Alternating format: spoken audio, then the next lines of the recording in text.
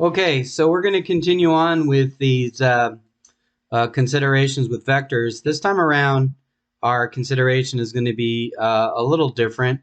We're going to talk about combinations of vectors, which we call linear combinations. So in 1.36, you see that we're actually talking about combining vectors together to do a lot of different things. So let's go ahead and open up a little Word document here and take a look at what we're trying to do here.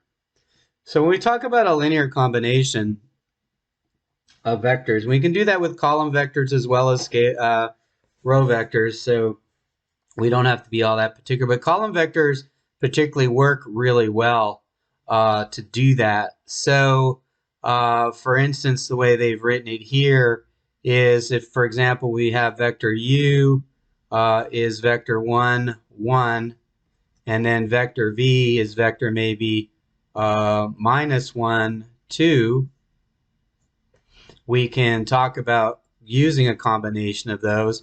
So something like 2 times 1, 1, right, plus 3 times -1, 2. This combination of the vectors would be, well, this one would be 2, 2, and then we would add -3, 6, and the combination would give us -1, 8. So this is an example of a linear combination of two vectors. So not all that useful, but interesting in that sense. But there are some interesting combinations and vectors that we might want to use.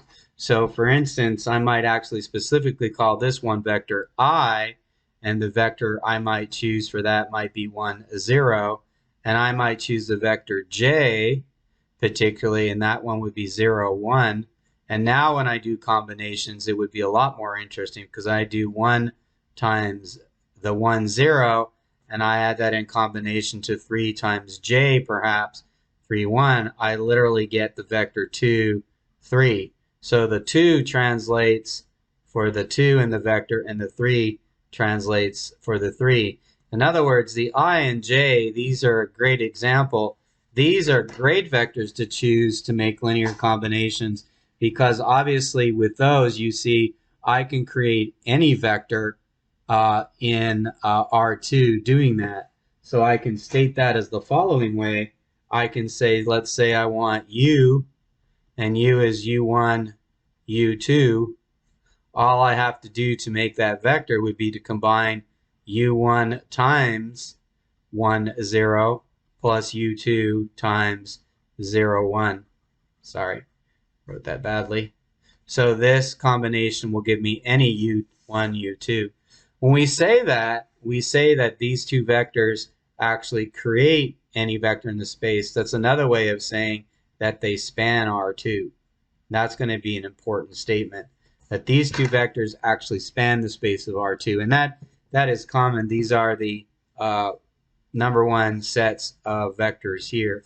Now we can do that with a 3 set of vectors with 3. So the way we would do that normally is we would say I, and I'm going to do this horizontally this time, 1, 0, 0. Whoops. Once again, we got that loose pen going on. We'll get there. There we go.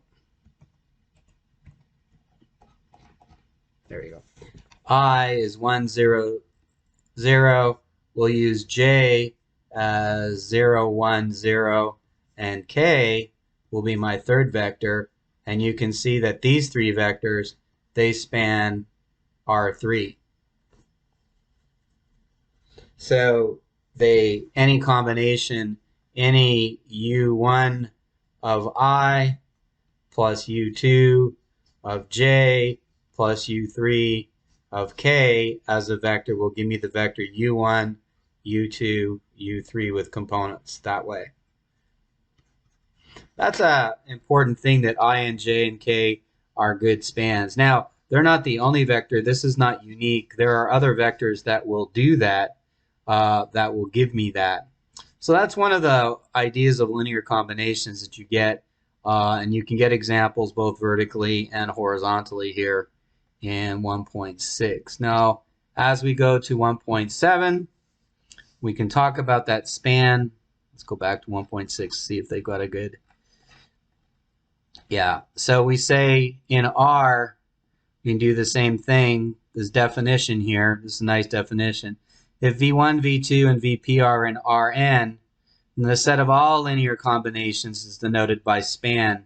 This is a way we write it. The span V1, V2, Vp is called the subset of Rn, and it generates or spans the whole of the sets, any vectors that we can find in the set Rn. In other words, you can create any vector in that subset, in that Rn, by just using a combination or a linear combination of these vectors V1, V2, Vp in this case.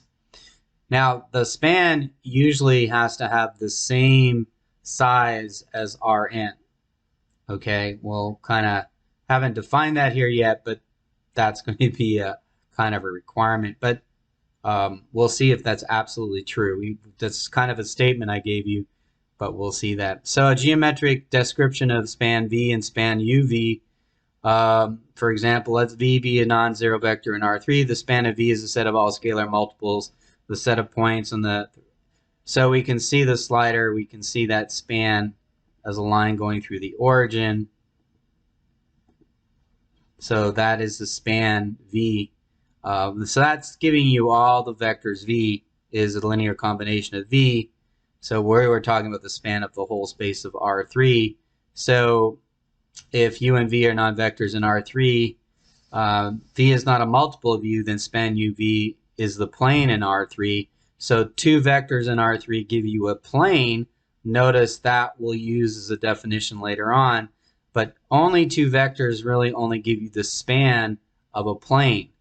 So it's going to take for us three vectors to span all of R3.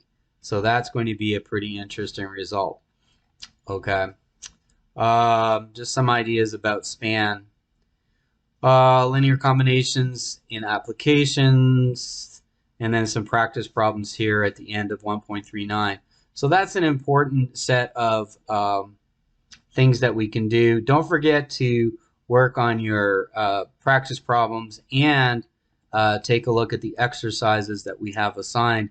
Your textbook has a lot of nice exercises and also a lot of nice practice problems that are already worked out for you.